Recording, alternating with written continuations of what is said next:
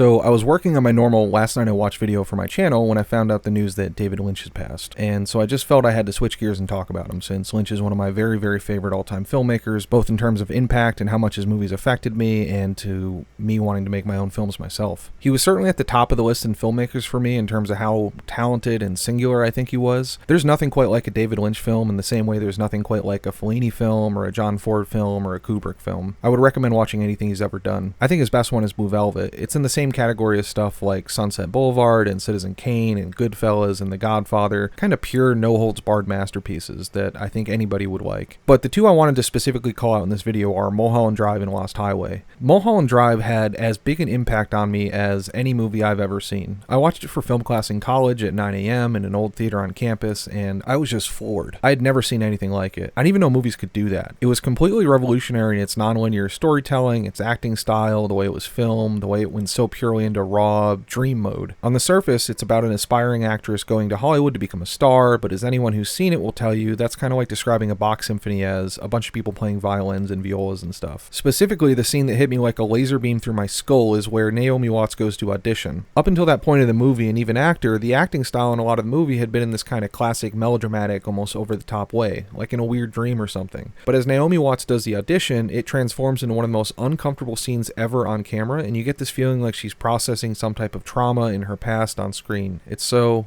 Ugh. I don't even know the sound to make to describe it. And I still adore this movie. I had even fewer social graces in terms of movies then than I do now, so I was just kind of yelling at everyone I knew, you must watch this movie. Like, I couldn't believe that so many people were going through life not having experienced it. Lost Highway was also incredibly affecting, and it's a relatively lesser known one of his that I think just shows his particular genius. It shares a lot of similarities with Mulholland Drive, and I struggle to even singularly define what the movie is about. But that's also what kind of makes him such a fascinating and incredible filmmaker. His films are so thematically rich that they're particularly good candidates for rewatching. When I first watched it, I got a lot of comedy about living in a modern age, surveillance, I got a lot of drama about societal pressure and the desire to escape and a new identity, but on second watch of Lost Highway, themes of jealousy came through much more strongly, an obsession and a desire for control over a partner and idealizing your obsession in your head, along with all the original stuff, all in a super disturbing, dreamy format that's just kind of completely enthralling to watch. And so yeah, I love David Lynch. I'm super sad about this, but he leaves behind one of the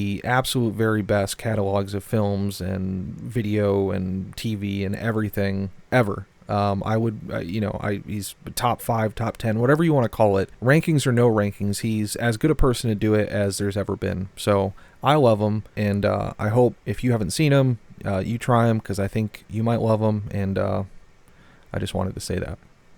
Yeah.